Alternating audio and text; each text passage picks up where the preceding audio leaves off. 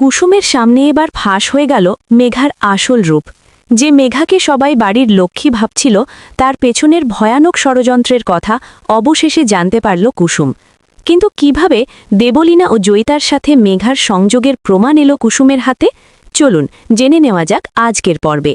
গল্পের মোড় ঘুরে যায় যখন মেঘার আশীর্বাদের কথা শুনে কুসুমের হাত থেকে ফলের রসের গ্লাস পড়ে তার শাড়িতে দাগ লেগে যায়।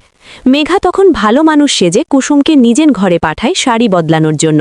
মেঘার উদ্দেশ্য ছিল নিজেকে মহান প্রমাণ করা, কিন্তু এটাই তার জন্য কাল হয়ে দাঁড়ায়।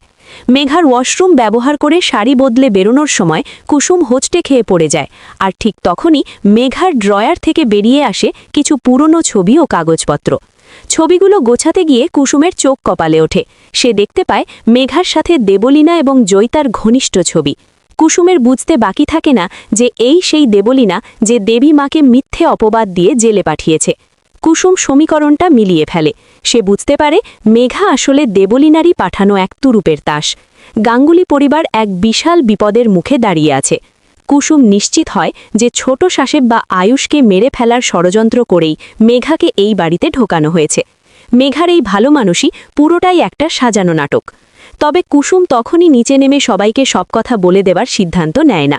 সে জানে এই মুহূর্তে মেঘাকে সবাই অন্ধের মতো বিশ্বাস করছে। দেবলীনার ক্ষেত্রেও একই ভুল হয়েছিল। প্রমাণ ছাড়া কথা বললে উল্টো তাকেই দোষী সাব্যস্ত করা হবে।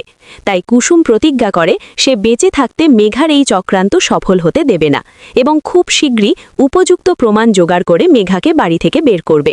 অন্যদিকে নিচে তখন উৎসবের আমেজ।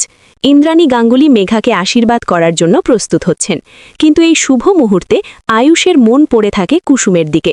কুসুমকে আশেপাশে দেখতে না পেয়ে আয়ুষ বিচলিত হয়ে ওঠে। তার মন সায় দিচ্ছে না এই সম্পর্কে। সে শুধু কুসুমকেই খুঁজছে।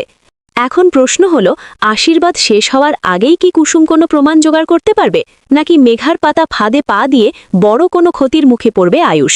কুসুম ধারাবাহিকের টান টান উত্তেজনার পরবর্তী আপডেট পেতে আমাদের সাথেই থাকুন।